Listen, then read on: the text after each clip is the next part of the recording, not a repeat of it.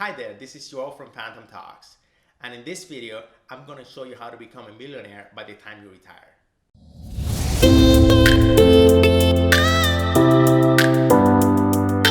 Today we're going to talk about investments, more specifically investments for retirement.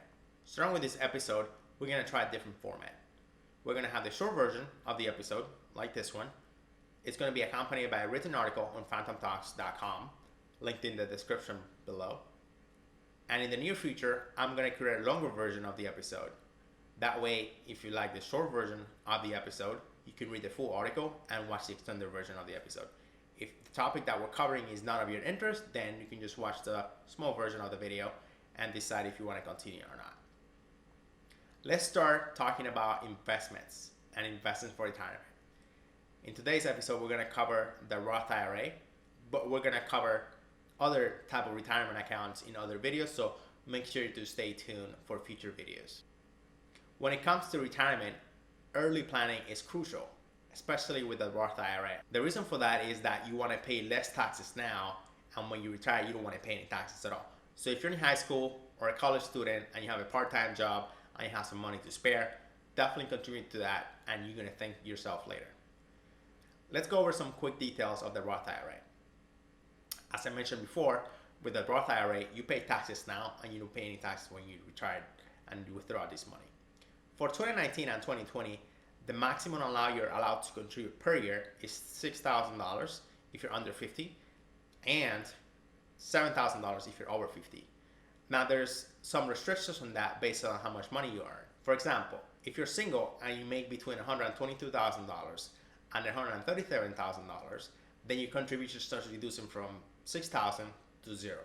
If you make more than $137,000, then you're not allowed to contribute at all. If you're married and you make combined income between you and your spouse, make between $192,000 and $230,000, then your contributions start reducing from $6,000 all the way down to zero. If your combined income is more than $203,000, then you can't contribute anything at all. Now, there's some caveats in here. There's other ways of contributing to your Roth IRA by doing some conversion, but that's not a topic for this video. So there's other ways, but the most straightforward way, which is directly contributing to your Roth IRA, you can't do it if you exceed those limits. The other drawback, in my opinion, is that you have contribution limits. So $6,000 or $7,000 if you're over 50. That's a drawback because I would like to put as much money as I can on that account because it's going to grow tax-free. But those are the rules, so you got to follow the rules. Now let's talk about investments. Because again, this is an investment retirement account. The other component to this will be the market, because you're making an investment. Now, historically, over the past 100 years, the market has returned an average of 10 to 12% a year on your investments. Some years it will be positive, some years it will be negative. For example, during the financial crisis of 2008, that went down a huge percentage. So people had losses there. But over a long period of time, you have a positive average on returns, 10 to 12%. Now, this is a very interesting timing because of the events of last week, which is the last week of February 2020. Last week, the market was crazy. Everything was red and we're negative for the year. If you bought some shares at the beginning of the year and you sold them now, you'll be selling them at a loss. This is long term, so it will rebound later this year or in a few weeks or a few months. It just depends on the market. But we're looking at a long-term trend here. So let's take the average for the past 100 years, 10 to 12%. Now that's without inflation. Let's just be a little bit more conservative and let's take an average return of 7%.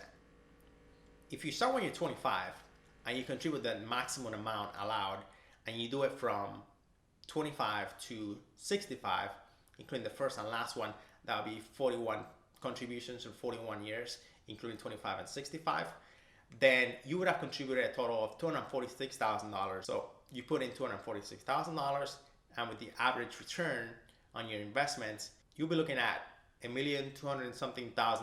As you can see, the reality of compound earnings is very powerful because you contributed $246,000 and you ended up with $1,200,000 in change.